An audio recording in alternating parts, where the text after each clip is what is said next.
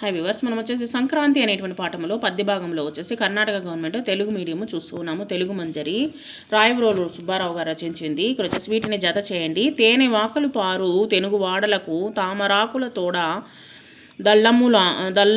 దళ్ళల్లు దాము వన్నె ముగ్గులు పెట్టి వాకిళ్ళ ముందు ప్రియమైన పాటలన్ పిలిచి వత్తాము పంటరాసుల పైన పవళించి లేచి. తర్వాత క్రింది వాటిలో ఒకే గుంపుకు చేరనటువంటి పదాన్ని గుర్తించండి.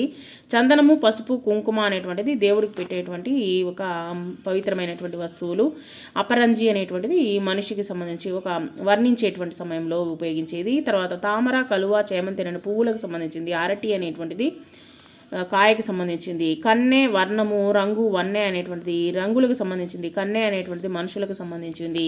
ఈ క్రింది ఖాళీలను సరైనటువంటి పదాలతో నింపండి. వచ్చింది వచ్చింది పచ్చ సంక్రాంతి, పంట రాసుల పైన పవళించి లేచి, గంపలతో పండుని నిండే మురారే, అందాలు పొంగేటి ఆంధ్ర భూములకు. క్రింది ప్రశ్నలకు ఒక్కొక్క వాక్యములో జవాబులు రాయండి. పచ్చ సంక్రాంతి అంటే ఏమిటి? పచ్చ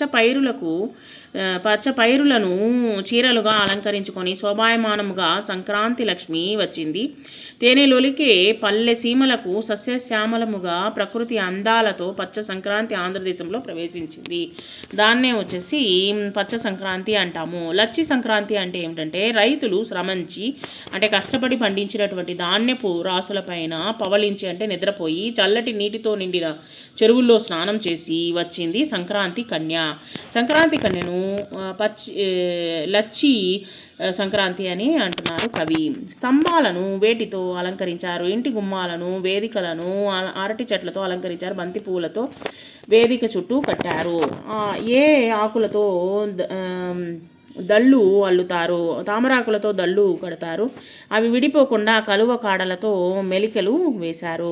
అపరంజి అంటే ఎవరు? సంక్రాంతి లక్ష్మిని అపరంజి అంటారు. అందమైనటువంటి కన్య అని అర్థము. తర్వాత క్రింది ప్రశ్నలకు 4-5 వాక్యాల్లో జవాబులు రాయండి.